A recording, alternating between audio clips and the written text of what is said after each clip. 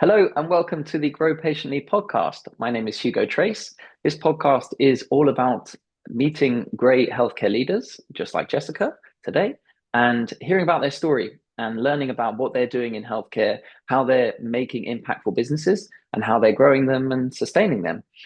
So, welcome. Please do like and subscribe. It does help the podcast, so I would really appreciate it as much as it pains me to ask it at the beginning each time. And I'll pass you over to Jessica. Jessica, welcome. Introduce yourself, please. Hello, my name is Jessica Ives. I've been in healthcare for 29 years, and I really appreciate the opportunity, Hugo, for you having me on the podcast to kind of share my experiences. And I look forward to hearing the comments and the robust interaction on your YouTube comment section. So thanks for inviting me. 29 years ago, I started in healthcare as a caregiver and moved up the ranks through nursing school into becoming a nurse practitioner, where I had multiple experiences as working in family practice, emergency medicine, and eventually landing internal medicine hospitalist. I did that for a while, and then after great consideration for going against the grain, I decided to become an entrepreneur. I got a mentor at that time and then decided to learn how to do mergers and acquisitions in the healthcare space. Since that time, 2020, I closed my first deal, and now I have roughly 19 businesses under my belt here in October of 2025. And these healthcare entities range from physician services, clinics. I have a small outpatient hospital, home health, hospice, provider attendant service, and a staffing agency. And that's kind of me in a nutshell right now before we start digging any deeper into it. But it's been an exciting ride so far, and I'm excited to share it with you. Yeah, thank you. Welcome. You're very welcome, and I'm excited to hear more about it. Uh, it's so interesting because you've got so many different things that you've done. It's difficult to know exactly which avenue to go into, really, or to go down. But I think a nice place to start is how you were already deep in healthcare, as you already mentioned, and then you met a mentor and you started getting to M&A. I'd be interested to hear about how you saw that as a route to do or to complete whatever the vision was that you had for your life or for your entrepreneurial life, perhaps. It's an interesting question, and I often am asked how I fell into this season of my life. But I was, like many nurse practitioners in the United States, they find themselves in a position oftentimes of being taken advantage of in a situation. They cannot operate in a large amount of states without physician oversight or collaboration, which in my experience has been the ability for physicians to take some of their money and control what the nurse practitioners are able to do. Although that's not everyone, but that's been my experience with the majority. And I fell into a situation where I had worked with an amazing physician who I felt had held me back from some things that I had shared with him that were dreams of mine, which prompted me to kind of find a way out. I became a little bit down and depressed, melancholy during that tenure. And I was driving down the road, and I remember a podcast, Dan Locke. I never forget. It was at Three Boxes, and it just kind of auto fed into his next podcast. And he was talking with his wife about his mentor, who had written a book called Your First 100 Million. And I immediately pull off the side of the road and find out, oh, this gentleman is still mentoring. And I said, oh gosh, I really want to be a part of this. It just, for me in that moment, the decision was clear, and he always will say, when decisions are clear, they're easy, right? And so the value was there, and I immediately started emailing and hounding his team, hey, I want to be a part of this mentorship. And from there, the request was I had to go to his place in Scotland and stay there for an entire week with no outside communication. And so I just, all right, I'll do it. And so he said you have to do it during Easter week. I'm Catholic, and that is the holiest week. So I had to make that sacrifice in order to go ahead. And it was just one of these things that just felt like everything that had happened in my life, all the experiences that I had had, all these different things that I had been through led me to this one point, which made sense for me. And so I went, learned how to do mergers and acquisitions, and then came home with this fire of making something happen. And it's an odd place to be when you're working for someone and you're giving everything to that job and you don't feel that appreciation, either on purpose or not on purpose. That's the way it felt. And when I had the opportunity to say, oh my gosh, I can do something for myself, build something for myself, have something that I can make a real difference in people's lives this way, the way that I want to, and that freedom, it was exhilarating and I felt alive again. And so I worked tirelessly and I cold called like a maniac and I heard a million no's and I just wouldn't give up. And I finally secured my first deal in the end of 2019. And I thought, I'm going to close this deal by the end of the year. And my mentor says, I come out here for Christmas. So I go out there for Christmas. And about 2 days before the deal craters. And I had I had quit my job. My husband had quit his job. He couldn't find employment in Houston. We had already rented a house, and then I had to run out and find another job working as a nurse practitioner, making a third of what I was making. And then I had to hurry up and find another job. So essentially, I had burned all of the ships and had no other opportunities that could compare to what I had just left. So I doubled my overhead, decreased our income. It was just crazy. And then my husband gets deployment papers too. And we had small children in the house. So there was a lot going on. But then it happened. I was able to close my first deal in 2020. And then it was a whirlwind of excitement. I remember working sometimes 18 hours a day and I wasn't exhausted. And I think it's because there was a passion there. I was excited about life. I was excited about everything. I mean, I'd never been interested in home health, right? That's not something someone goes coming out of school, oh, I want to be in home health, but it was really cool. And then we were in the midst of COVID. So I was seeing patients and sometimes I was the only person that they could speak to. So it was really rewarding. And, we were able to increase that first deal, I tripled in 6 weeks. And it was rough. In one aspect, I had to go in and clean house, but in another side of it, it was really rewarding to be able to reap the rewards of being able to say, "Oh, look what we did. Look what we were able to do. Look how many lives we're helping. Look, et cetera, et cetera." We're offering an opportunity for people to be able to age in place, and it was pretty cool. It was pretty cool. Was it the same deal that had fallen through that you then brought back to life, I had or it to was a new one? no, I had to find a whole nother deal. And Oh, actually, I had found two deals because one deal was a skilled home health that we later learned the owner had died and the wife never told Medicare. So I had to find another deal that had a skilled license that was a good license. And it just so happened in my deal flow, I had a provider attendance service that had a skilled home health license that the owner just had shut down that arm of her services.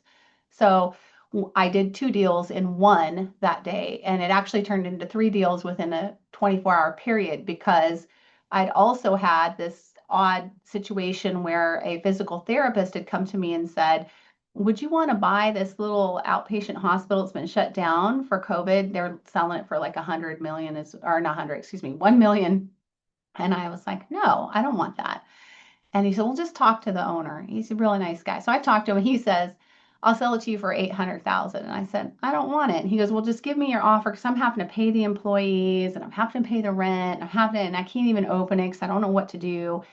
I said, you know, I'll give you 40 grand for it because that's what the equipment's worth, right? That's what I told him. I didn't even know. I was just trying to get him to leave me alone, right? He comes back and he says, all right, would you give me 60? I said, I'll meet you in the middle for 50. And he says, yes. I said, okay, well, let me close these other two deals. So I closed those deals that week. And then the next day signed and gave him the cash and it was a done deal. It was the craziest thing. And now that thing's thriving, it's doing great.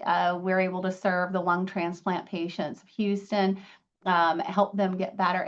It's really been rewarding. It's been rewarding. It's been excellent. wow. Crazy. Yeah, what a story. I think one of the things that's really nice about healthcare and entrepreneurship being together is that the work that you do does have an impact. It And does. so when you're doing the long, long grind, which you've said you often don't feel, which is great, you can still look back and think, well, actually, this is having a big impact. So the work I'm putting in is helping others. I wanted to ask, because I think this would be useful for people listening, and actually for myself as well, to give a really simplified version of how mergers and acquisitions works, just generally, and especially like in healthcare and what you're doing. I think that'd be useful context. So I can give you the step one, step two cake mix formula and hope that makes sense. And I'll try and keep it as simple as possible. You know, the first step, and this is not my own knowledge. This was kind of taught to me, so I'm sharing it in my version of it. The first step was that I had to internally fix myself, right? Because it's not this is kind of a battlefield, mergers and acquisitions. And if you don't come in fully armored up and very secure and confident in yourself, if you have any ounce of people pleaser when you're sitting across the table from a trained negotiator, you're going to be eaten alive. And so the first step is making sure that you have the self confidence in yourself to know that um, you have to stand up for what you need and want and not worry about hurting the other person's feelings. And I think, I will say this for women especially, we tend to be more people pleaser than men do on by and large. And so that's the first step. And the other step that kind of goes along with that is making sure that you're presenting yourself appropriately as a billboard of what you represent in your dress and style, and then the way you speak and carry yourself. That's very important. When you go and ask a bank for money, they want to see you in person. And it's because they want to make sure you're not representing something along the lines of what you might imagine a drug addict or someone who they don't want to loan a couple $1 million to secure a business. So that's step one. Step two, once you've got that in place, then you build a non-executive advisory board. And what that means is that you're getting a group of people that are more intelligent than you are that can offer advice to you. And the three most important people that you would have on that board are a chairman to represent and help you and protect your backside, which is very important. And I'll share a story for your viewers after this, but they have to be able to stand up to the board when you're not there. My board did try to take my company from me. And if it wasn't for my chairman, that would have been successful. So that's one. The other two members would be your board accountant and your board attorney. Those people are there to manage your accounting and legal firms to make sure and double check that everything's being done. It's not for them to do the work, although sometimes they will. And the way that you reimburse them is with what's called free founders equity. That's where you're giving them a portion of the company that right now at day one is worth zero. But after you acquire companies, they're going to be worth something. And most people that have been in the game understand that. So you're looking for people not like yourself, but that can add value to an acquisition. If you are not an expert in healthcare, you would need to add a person who understands healthcare as well. After that, what you do is you're going to go and speak to accounting firms and legal firms and ask them to do deals on what we call rolled fees. That means no fees up front. That means that they're going to help do the due diligence, meaning look at all the books, make sure that you're buying something that you're not going to end up in jail for, owing a bunch of taxes, etc. And they're going to be reviewing that information, and that can be quite a hefty price tag. So most people don't have the money up front to do that, so they're going to do rolled fees. That means that the fees are held until the deal is completed. After that, you secure those two things. You then start to hunt for deals at the same time you're speaking with banks. Now, in the United States, they have a funding program called the SBA loan, which will allow for 5% of the 10% equity injection or cash injected to be held as seller finance. You can also get, so that means if you go and find a deal for 100,000, if you ask that seller to hold back 500 or 5,000 and then you come up with 5,000, the bank will do the deal for you. Okay. The other way you can do it is with commercial financing, and commercial financing, some banks will count seller finance as 100% of the injection into the deal, meaning you can buy a company with no money. And so that's kind of how I was taught. And I structured my deals in the way that made sense for me to utilize the SBA. And I was able to do a large amount of deals. SBA right off the top of my head, I don't remember what the maximum is, but there are some banks that'll match the SBA maximum. So say if it's a 5,000 or 5 million, then other banks will say, we'll loan you up to 10 million under the SBA rules. You just have to hunt around. And then once you do that, you just negotiate with the seller, get the paperwork together with your legal firm, have your board review all the forms, and now you're in business. There you Okay, I go. mean, that sounds exciting. Yeah, I can imagine sort of what that must be like when you're doing all these different things and so many different things need to be lined up. And a bit like when you said that the deal then created, it must be you're thinking, oh, but I've got all of these bits together.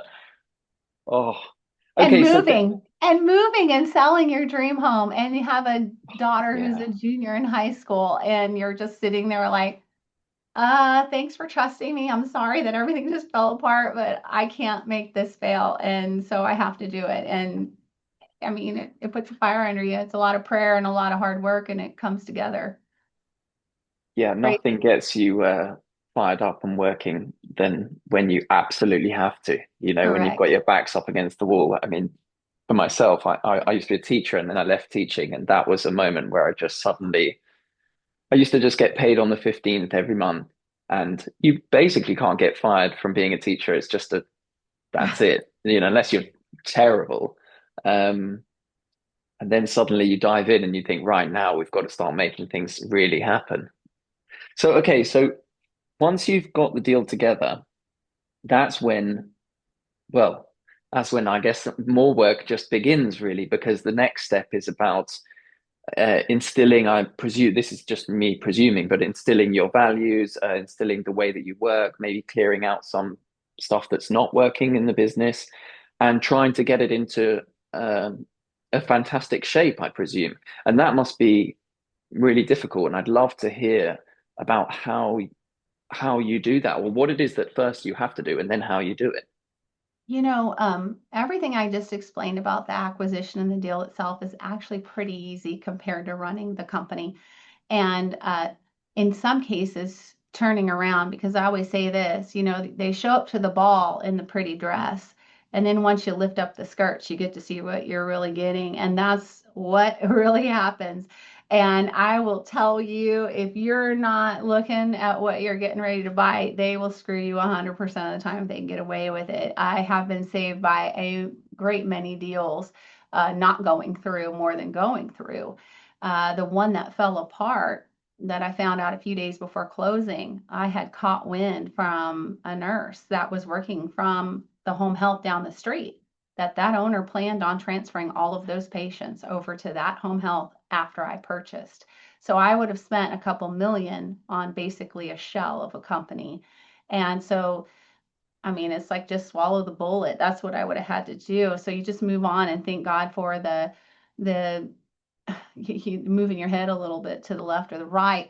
But when you get in, now you've been looking at everything. You've looked at that all the charting, you've looked at the billing, you've looked at their marketing, you've looked at what they are in the community. You've sent people out to kind of act like they're not really with the company. I used to have a wonderful gentleman on my board. He was a marketer for Medicis when a Medicis first started, and he was excellent. He would get out in the neighborhood and just walk around and talk to people about the home health or the whatever we were looking at to really understand the reputation it had.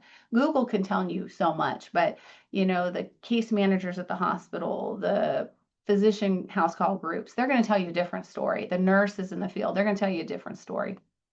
And so after all of that, I have the seller's force rank employees. If you had to get rid of an employee, they're going to go at the bottom all the way up to your most important. I want to know what tasks they do. I want to understand what's really going on there because the number one problem with most companies is either going to be leadership, the owners, or it's going to be the employees, or it's just going to be a combination of both, which I find is most often the case is a combination of both. And so I'll go in and they've never had any accountability, for example. And now here I am going, okay, you're supposed to be here at 8:30 and it's 10 o'clock and I didn't hear from you. So we're going to talk a little bit about why it's important that you're on time. And if not, you need to let us know and what the expectation is and really defining that. Or, you have these owners that have been people pleasers and putting up with behaviors that should have been nipped in the butt a long time ago or terminated, which was the case with my first deal. I walked in and the entire staff was just a cesspool of problems. And I won't go into detail, but it was pretty crazy. I mean, I was in shock with some of the stuff that was going on. There were people that were holding the owner hostage because she was a nurse and the owner was not. And if she didn't give her 5% of her company in earnings, and she was going to walk, and then there was no company left. We had stuff like that going on, sexual inappropriateness going on, people breaking into the office and sleeping there overnight. I mean, you can go on and on. That's the hard part. And then making sure you get them up to date. Digital fax is one problem that we've had with a lot of these mom and pops. They're still using old-fashioned faxing and they don't have company emails, or they don't check the emails, or or they're texting each other everything, and just a lot of crazy stuff. HR files haven't been touched in years, that kind of stuff. And so you come in and it's like, wow, we got a lot to do in a short period of time. So I always do the first thing I always do is go in and I background check everybody right away, and then I go ahead and have everybody fill out a new HR, and then I start converting the fax over to digital. After that, I kind of just lay low for a second because that's a lot of change for them, and then just kind of go through, hey, what is it you do? Let's talk about it. I'm not here to, because there's also this anxiety with them of, am I going to still be here after this week? And do I like her? Does she like me? Kind of thing going on. Or with some of my other leadership, if I'm not there, boots on the ground, like, do I like him or her? And we're kind of in our minds being very kind, but force ranking who needs to stay and who needs to go based on what we saw in due diligence and those kind of things, and who's the key employee. And I have found owners don't really even know who their key employees are. Sometimes they think because they like the person that that's the best person for them, and it's often not. Or they're not aware of what's going on and how things are being done. And there's a lot of little crazy things you find when you go in. It's fun, it's interesting, but that's where the real challenges are. That's where the real challenges are. And then, I made my mistakes when I first took over my first companies, and there was one I had to clean house, but there was another that I had a mass exodus, and it was directly related to my own leadership and my problems. I had taken on a little bit too much at one time. My temper was a little shorter than I'd like to admit, but it is the reality. And I made mistakes, and I paid the consequences of those mistakes. And retraining and hiring an entire staff is very time consuming and puts a lot of work. But I'll tell you, it was a lesson I needed to learn. I was glad I learned it early on. And now it's helped me to teach the leaders that I leave in place, like, hey, look, this, I messed up and I did this, and this is what happened. So don't make the same mistake I made. Go make your own mistakes. Make different mistakes that I haven't made, but don't make that one. And it's been fun, but that's the hard part. That is the hard part. Yeah, it sounds so interesting. I love the idea of the secret shopper is kind of what I call it, where you send someone from your team. I actually think that that's something people should do more of their own companies anyway, because Oh, often yeah. in my position, we market people's businesses and they come and speak to us and say, "Oh, we want to promote this thing, or we want to try and get more of X, Y, and Z." And I try to get an understanding of what you're talking about, because the example I always give is everyone knows that car garage that's or that mechanic that's round the corner. It doesn't matter if they do a new promotion or they come up first on Google saying, "Oh, we're doing 20% off," or the most crazy deal. You're still not going there because you know that no one Correct. trusts them for whatever reason. And that could take forever to market that, um, to get rid of that feeling. So I thought that was so interesting. And yeah, I wanted to ask this question about what's it like when you take over one of the places like you mentioned where they're sort of still working in very old style, like the fax machines that you mentioned. Is that I presume it's obviously difficult to make the changes, but in some ways, is that almost easier because you can make a huge change quite quickly by saying, have you heard of this thing called the World Wide Web? And we're going to, and And are you able to sort of make a big impact and kind of streamline operations, increase revenue in that way, and sort of have the impact you want? So what's your preferred? You know, every time this is not an exaggeration, every single time I've had to switch, the employee in charge of that actually breaks down in tears. They really fall apart emotionally. So I take that move, it has to happen, but I try to be as encouraging as possible in that moment because, for me, it's like, oh, that's silly. So, like if I were to be unempathetic, oh, that's a silly thing. They need to just get over it. But the reality is they've been operating like this for years, most of the time. And any change is very, very difficult, especially when you've got a whole new leadership team coming in. Things are changing. And even if they haven't changed, there's that fear there. But they really just are so overwhelmed. But once they make that transition and they understand, because I always tell them, look, learning is evident by making mistakes. And I say, I really want you to make some mistakes. You have to learn how to do this. And you're going to be able to do this. And I promise you in a month, you're going to be like, how did I ever do it any other way? And once I get them over that hump, I always, just as I always see them crying, I always have them say to me later, I'm so glad. I can't believe I was doing it like that before. And I mean, I even had one home health that they had to pay a nurse to go to the office to check the printer multiple times a day on the weekends and holidays. And I'm like, you do understand that this could be digitized and we can just view it, have one person on call for all these different home healths, and then they can call whoever's on call for those areas by viewing the fax machine. Like, you do understand that they could do it from home, or, oh, it was such a transition. It was such a transition, but it does save money and it's also more efficient, and I love efficiency. So I'm like, if I can get one person able to do a task that might have taken them 20 minutes and they can do it now in 20 seconds, I would prefer they have more water cooler time, as I like to tell them. I want you to take more time goofing off and having a good time than doing a mundane job that is going to be able that 19 minutes can be utilized in other ways. And I find that once they get that down, they're pretty appreciative of the process. Yeah, what a nice way to phrase it. I'm sure that gets them on side quite quickly. Yeah.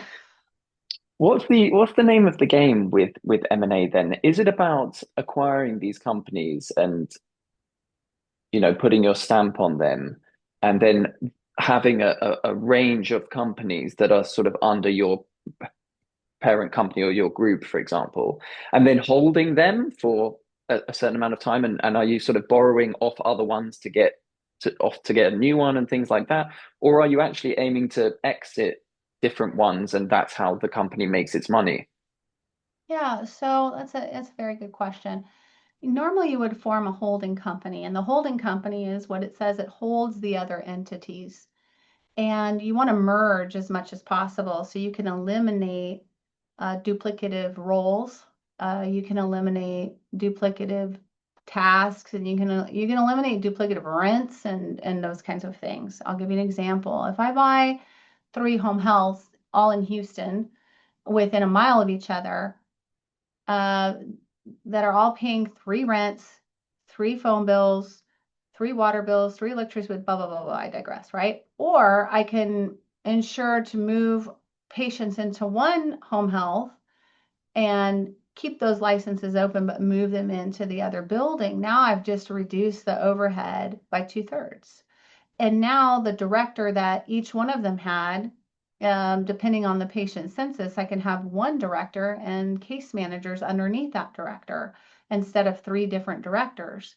So we're figuring out a way to be more efficient and just eliminate unnecessary cost, right? And if you think about it, if I buy, let's just play the game of numbers. If I buy 3 different home health that each one of them have 33 patients, for example, and they each have to have a director of nursing that may get 100,000 a year, that's 300,000 a year, versus if I move all of them under one banner and I'm paying one director of nursing 100,000 a year for the 100 patients, they can easily handle 100 patients under just them without case managers. So I've just saved right away $200,000. It's added to the bottom line. So that's kind of how that works. And when we speak to what the goal is with M&A, I mean, it depends on who the person is. When you buy a company, you're always thinking about the exit, right? When you start companies, people don't always think that way. But when you buy them, it's, am I going to go public? Am I going to sell? Or, how am I going to do this, right? You're not going to run it until you die most of the time, unless you're strategic and this is what your passion is, right? For example, it's my passion right now. But when you do that, there are going to be some home health that you look at and you go, we're going to have to clip this vine and I got to sell this one. But either way, what happens is the holding company takes a percentage of the revenue of each of its subsidiaries. And that's how it generates income to then go and make more acquisitions. So roughly it's like 10% of the overhead. So if something's making $1 million a year, then 100,000 goes to the holding company. And that holding company operates with the 100,000. And again, for the acquisitions that way. Okay, I understand. And then it, like you said, you either go public or you sell at the holding company and therefore everything together. And if you've managed to make it into one sort of congruent company as best as you can, where some managers are managing the same role in multiple places, then that's the name of the game. Gosh, it sounds great. It sounds very interesting. Tell me, when you are working with these individual companies and you're trying to, let's say you've done this streamlining, you've embedded a new vision, you've brought the new leadership in, and you've done all those things that you spoke about in terms of operations and direction.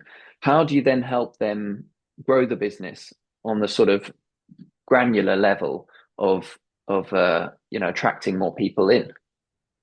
Yeah. And home health, specifically provider attendant services that are insurance reimbursed, the marketing is different, right? You look at cash pay services, clinic services, even staffing agencies, you look at those services, you can really operate a digital platform and drive traffic your way, right? Because people are looking on the internet for those services, but they're more consumer direct, right? Whereas home health provider attendant services are, if they're insurance based provider attendant services, cash pay provider attendant services is a different beast. Okay, that's going to be digital marketing. But when we look at the Medicaid program reimbursed provider attendant services, those referrals come from the insurance. And, you cannot go and solicit, they say, for those patients. So you can go and you can put flyers up at laundromats, you can put them in the grocery stores, the nail shops, places that people that are lower income tend to frequent, churches, those types of things where they need the assistance, but they might be in a lower economic bracket. So it's more of a shoe leather marketing. It's very old style marketing. Community service drives, it's a lot of wearing t-shirts around elderly communities to see if they need your help and services. And they're going to go ahead and tell their case managers at their insurance based on whether they like you or not, whether they trust you or not. With home health skilled services, again, insurance based, the physician drives the referral, plain and simple. So physicians are not Googling who's got the best quality measures for home health. They're just not. They don't have time for that. They don't care. Everybody's gonna say I have great quality measures. No one cares about that, honestly, in healthcare. Like they do care, but they don't care. That doesn't drive referrals. They refer to people they like and trust. That's it. So it's a lot of shoe leather marketing. It's a lot of kissing babies and shaking hands kind of stuff.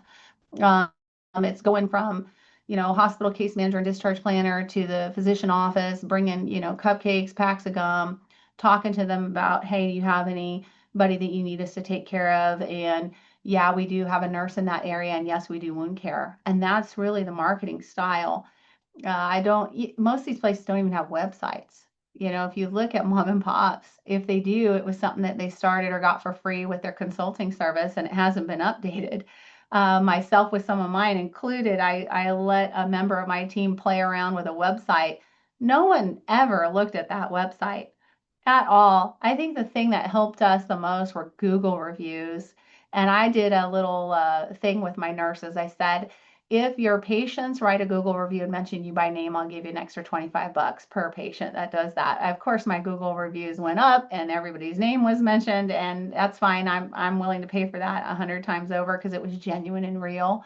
But that's about as much as my digital marketing has gone on that end. So it's very interesting and a little bit different in that marketing measure versus again the digital platforms that are very successful with cash-based services and even with physician services to let them know, hey, we're here, we're in the neighborhood, and we're accepting everybody and all insurances, et cetera, et cetera. Often those old ways are some of the best ways. But it's They are. interesting because it's about finding the people you're trying to market to and meeting them where they are. I think that's what a lot of people sort of forget. They think, oh, I'm going to use this tactic or this channel, and they're missing out the key part, which is that the people you're trying to speak to either are or are not there. So um, that's an important thing to think about, and you've clearly thought about that very carefully. So okay, so what do you think is maybe the biggest challenge that you've had in your healthcare career so far in M&A? Oh, Lordy. I'd say right now, my biggest thing is I wear a lot of hats. That's been my biggest challenge. I thought about this. It's not, I don't have control issues. I'm one that I like to fire myself from as many jobs as possible and then, train and then trust but verify with my staff, but build up leaders. I have great leadership team, like they're really good at what they do. But I have a lot on my plate. I have too much on my plate. And I have a few deals I'm looking at right now. And because of the time commitment of things that I have, it has been very difficult. I've been managing the digital marketing for a few of my entities. I have had to take on nursing roles. I've had to see some patients recently in the physician clinic. Um, there's been a lot, and I think it's just finding really good people and making sure they're trained has been a challenge. It always comes back to the people. I think I got really lucky with a great nurse practitioner, but with that being said, the business is just growing like crazy. So as soon as I hired her, immediately she's already full. And so I'm starting to see the overflow. And now I'm getting to a point where I'm going, wait a second, I'm seeing patients now almost every single day at, over half the day, right? So it's time to hire another NP. And I'm going, gosh, this is a great thing for growth, but it limits my ability to grow in the bigger picture. Does that answer your question? Yeah, definitely. I can feel that a lot. It's difficult when you're stuck doing all these different tasks. It actually stifles things. And it's hard to find the right people to take it over. But when you do and you actually trust them, they tend to do it way better than you, and it just helps so much.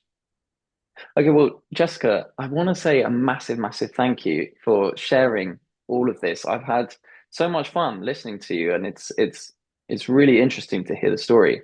So thank you so much. I think it's worth saying, maybe people might have some other questions. They may want to reach out to you. I don't know if you'd be interested in sort of plugging your social media or maybe your LinkedIn where people can reach out to you.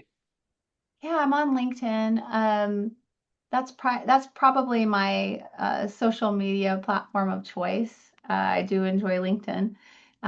So that would be the best place to reach out to me. Okay, great. Well, thank you everyone for listening. Really appreciate it as always.